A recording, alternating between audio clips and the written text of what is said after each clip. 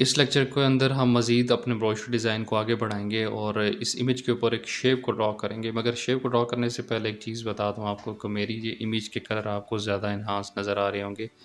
तो जिन लोगों ने मेरे पहले कोर्स को कवर कर लिया तो उनको पता होगा कि एनहांसमेंट इमेज की कैसे कर सकते हैं। मगर एक चीज़ बता दूँ कि हमने इसके अंदर मास्क लगाया है उस इमेज को। तो मास्क लगाने से पहले आपने उसका कलर एनहांस करना है उस इमेज का। मास्किंग के बाद की बार वो एनहांस नहीं होता, प्रॉब्लम आ सकते हैं।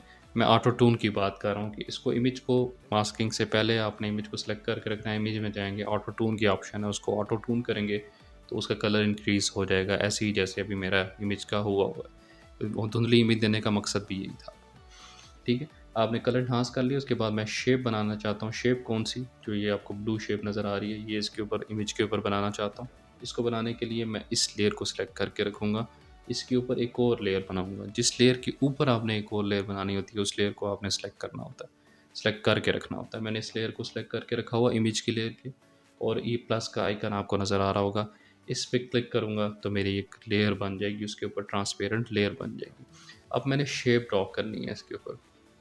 तो शेप ड्रॉ करने के लिए आपके पास नीचे ये एक और अडोबी फ़ोटोशॉप का टूल है, जो रेक्टेंगल टूल ही हम इसको कह सकते हैं।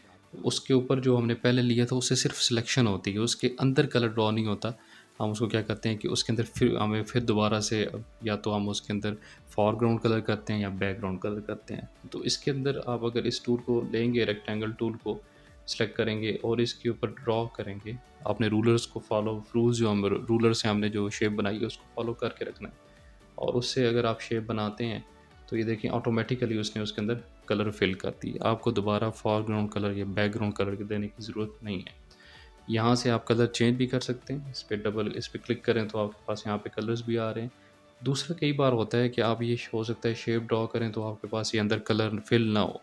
तो उसकी क्या प्रॉब्लम होगी कि फिल के ऊपर ऐसा आइकन आ रहा होगा। ये देखें कलर ख़त्म हो गया, सिर्फ़ उसका स्ट्रोक आ रहा है, कलर ख़त्म हो गया। तो इसको आप अगर आपके पास ऐसे आ रहा है तो इसको आप क्लिक करेंगे और यहाँ से कोई भी कलर सेलेक्ट कर लेंगे तो उसके अंदर कलर फिल हो जाएगा। आज के लेक्चर में इतना ही। हमने शेप को ड्रा करना सीखा। अगले लेक्चर में इसके ऊपर हम टेक्स्ट लिखेंगे। तब तक के लिए आपसे इजाज़त चाहूँगा। Thank you so much.